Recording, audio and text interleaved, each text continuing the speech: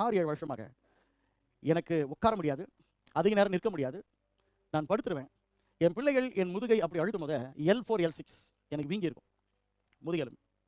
பேக்ல இருக்கிற அந்த டெஸ்க் அப்பப்போ ஜாம் ஆகிறது போல கால் வராது. இப்படி பெங்களூருக்கு வாகனத்தை ஓட்டிட்டு நான் இங்கே கேஜிஎஃப் வருகிறதுக்குள்ளலாம் நிறைய முறை வாகனத்தை நிப்பாட்டிட்டு நான் வீட்டில் வந்து விழுந்துட்டு இருக்கேன். அடுத்த முறை என்னால் வாகனத்தை ஓட்ட முடியாதுன்ற நிலைக்கு தள்ளப்பட்டு இருக்கேன். ஒரு சனிக்கிழமையில் எல்லாம் கொயர் ப்ராக்டிஸ் எல்லாத்தையும் முடிச்சுட்டு நான் அப்படியே சைலண்டாக அங்கே படுத்துட்டேன்.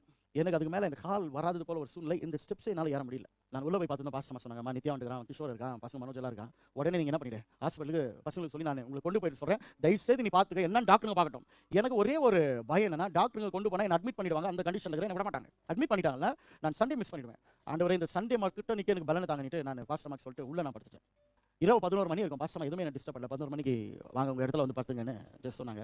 தடுமாறி நான் அப்படியே பேலன்ஸ் பண்ணிட்டு வந்து படுக்கல, நான் விழுந்துட்டேன். அப்படி காலை 4 மணி ஆனது. எழுந்துக்கலாம் என்று நான் முயற்சி செய்கிறேன். என்னால் எழுந்துக்க முடியாத ஒரு சூழ்நிலை. ஏன்னா இந்த இது வரல எனக்கு காலை, இங்கே ஏதோ எனக்கு ப்ராப்ளம்ன்றது உணர்றேன். என்னால் மூவ் பண்ண முடியல. அப்போ தான் 4:30 மணி இருக்கும். என் கண்களில் எங்கள் தண்ணீர். ஆண்டவருக்கு நான் சொல்கிறேன், ஒரே முறை ஆண்டவர், இந்த சண்டே மட்டும் நான் நிற்கக்கூடிய பலன் எனக்கு தாங்க. எனக்கு தெரியும், மரித்து 4 நாள் நான் லாசரை எழுப்பின தேவன் என்னை நிற்க வைக்கிறது உமால் ஆகாத காரியம் இல்லை, உமால முடியும். கண்களில் தண்ணீர் விட்டு அதுக்கப்புறம் நான் ஜெபிக்கல, சைலண்டாக அவரை நோக்கி பார்த்துட்டு இருக்கேன். ஒரு 10 நிமிடம் கழிச்சு ஒரு சத்தத்தை நான் கேட்குறேன், எழுந்துருன்னு. எடப் தேவ பிள்ளைகளே, 6 வருடமாக என் பிள்ளைகள் அழுத்தும் போது நான் சொல்லுவேன், அந்த இடத்த மட்டும் மெதுவாக அழுத்துங்கள், டச் பண்ணுங்க, உடஞ்சுற மாதிரி இருக்கும்.